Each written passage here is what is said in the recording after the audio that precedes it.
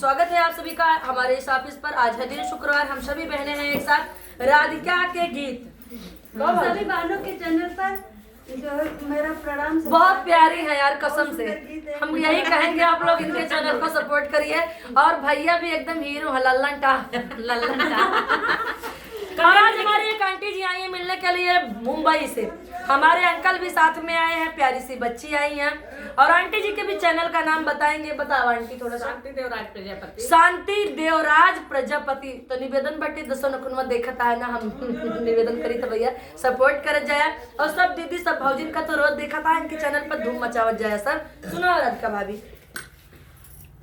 बसवा के कुटिया धनी कर करैलवा रनी कर करैलवा। अरे बसवा के बड़ा दुख होला रे लालनवा। यार बसवा के बड़ा दुख होला रे लालनवा। अरे बसवा के बड़ा दुख होला रे लालनवा। यार बसवा के बड़ा दुख होला रे लालनवा। अरे माया के कोखिया से जन्म बिटियावा। अरे जन्म बिटियावा। अरे मकई के बड़ा दुख होला रे लालनवा।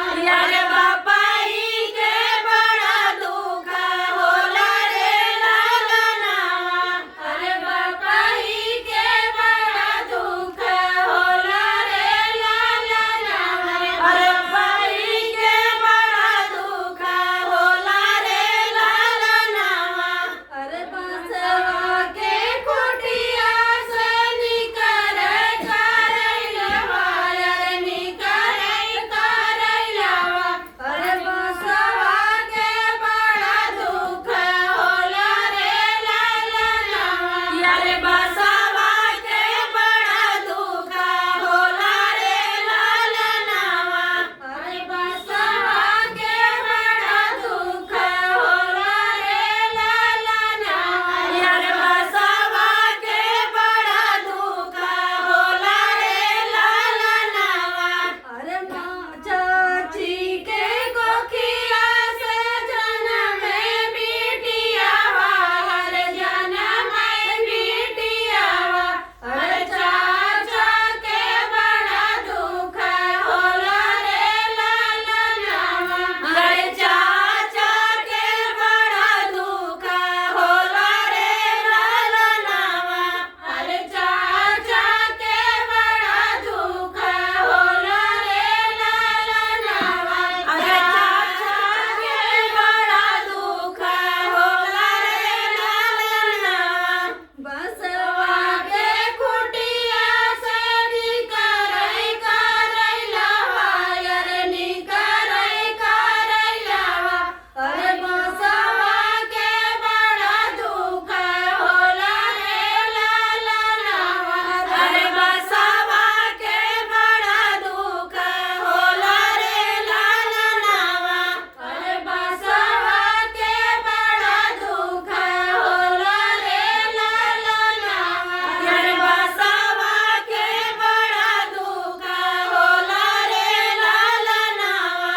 अरे भाभी के कोखिया से जन्म बिटियावा।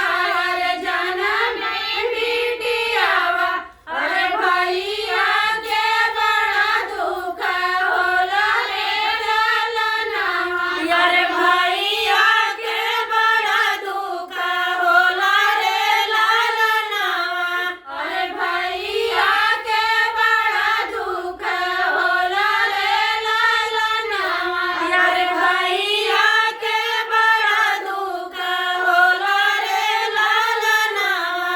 अरे भैया के बड़ा दुख होला रे लालनवा।